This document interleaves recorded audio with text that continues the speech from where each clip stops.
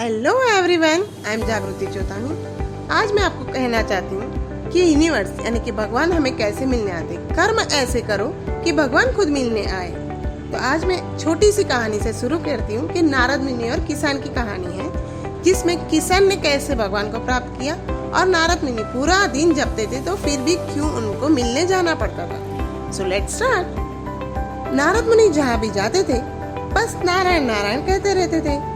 नारद को तीनों लोक में जाने की छूट थी, वह आराम से कहीं भी आ जा सकते थे। लेकिन एक दिन उन्होंने देखा कि किसान परमानंद की अवस्था में अपनी जमीन जोत रहा था। नारद को यह जानने की उत्सुकता हुई कि उसके आनंद का राज क्या है। जब वह उस किसान से बात करने पहुंचे तो वह अपनी जमीन को जोतने में इतना डूबा हुआ था कि उसने नारद पर ध्यान भी नहीं दिया।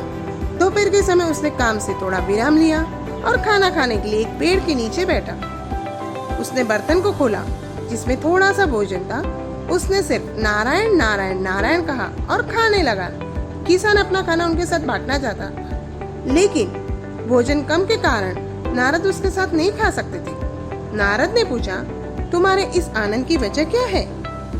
किसान बोला, हर दिन नारायण नारायण में बोलता हूँ और नारायण जी अपने असली रूप में मेरे सामने आ जाते हैं। मेरे आनंद का बस यही कारण है। नारद जी ने उसे पूछा, तुम कौन सी साधना करते हो? किसान बोला, मुझे कुछ नहीं आता है, मैं एक अज्ञानी और अनपढ़ आदमी हूँ। बस सुबह उठने के बाद मैं 3 बार नारायण बोलता हूँ, अपना काम शुरू करने से पहले 3 बार बोलता हूँ, सोने जाता हूँ तभी बोलता हूँ, अपना काम खत्म करने के टाइम बोलता हूँ। जो भी काम शुरू करता हूँ खत्म करता हूँ, सोने टाइम, उठते टाइम, पानी पीते टाइम, हर समय में नारायण नारायण बोल लेता हूँ। जब मैं खाता हूँ तो भी 3 बार, सोने जाता हूँ तो भी 3 बार, काम खत्म होने के बाद भी 3 बार। ऐसे नारद जी ने 24 घंटे में नारायण कितनी बार ये बोलते हैं किसान, उन्होंने काउंट किया। वह बहुत बार ऐसा करते थे, मगर फिर भी उन्हें नारायण से मिलने के लिए बैकुंठ तक जाना पड़ता था, जो बहुत ही दूर था। मगर खाने, हल चलाने या बाकी कामों से पहले सिर्फ 3 बार नारायण बोलने वाले इस किसान के सामने नारायण वहीं प्रकट हो जाते थे। नारद को लगा कि ये ठीक नहीं, इसमें जरूर कोई त्रुटि है। वह तुरंत बैकुंठ पहुंच गए और उन्होंने विष्णु जी से पूछा, मैं हर समय आपका नाम जपता रहता हूँ, मगर आप मेरे सामने कभी प्रकट नहीं होते।